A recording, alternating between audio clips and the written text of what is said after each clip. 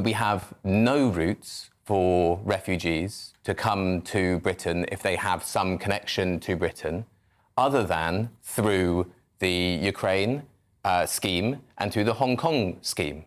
That is the problem that this shows up. It's not that this particular scheme... That's not the problem, James. This particular scheme has been, as you would argue, misused in some way. The problem is that there is no way for refugees to come to this country in a safe way if they are not from Ukraine. I'm sorry. And that... I'm sorry. Can we just get real for a second?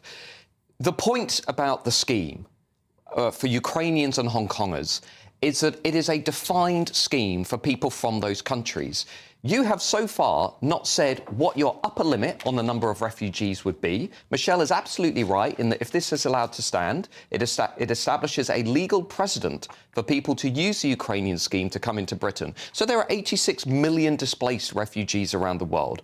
What is the upper limit that you would like to set for Britain when it comes to refugees? You talk about humanity. I haven't once tonight heard you say anything about the £15.3 billion this country gives to countries overseas, including Gaza, through international aid. You're acting as though we're this evil regime with no heart whatsoever. We are. It's just that the British people, understandably, are saying they've done enough.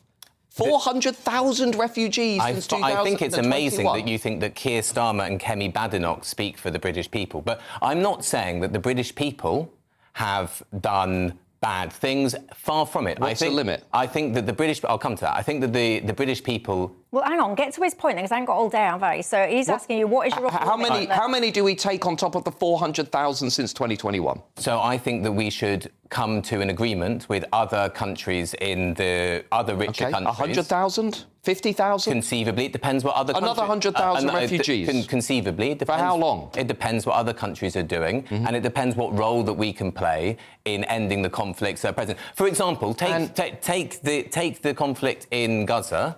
We shouldn't be selling them arms. We shouldn't be flying surveillance. Those are separate issues. Let's just focus on the refugee issue. They're not separate issues. Why do you think they're refugees? They're refugees because they're being bombed. They are being bombed in some part by fighter jets that are in part built here. Israel... The surveillance... I'm sorry, James. Israel did not start this war.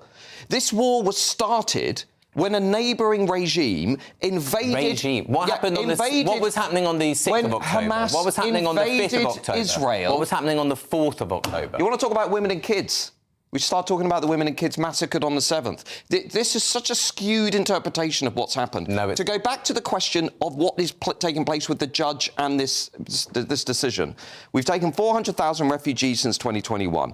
Brits out there will say, we've taken enough. We can help through humanitarian aid and foreign aid, but we've taken our fair share. And to be frank, the reason they're comfortable with Ukrainians and Hong Kongers, I would suspect, is because unlike refugees from Gaza, OK, large majorities of those refugees aren't supporting a fanatical Islamist terrorist organisation like Hamas, which all the surveys and polls from Gaza shows is the case. I think we've got enough of those in our country already, to be frank. We don't need another 100,000 of them.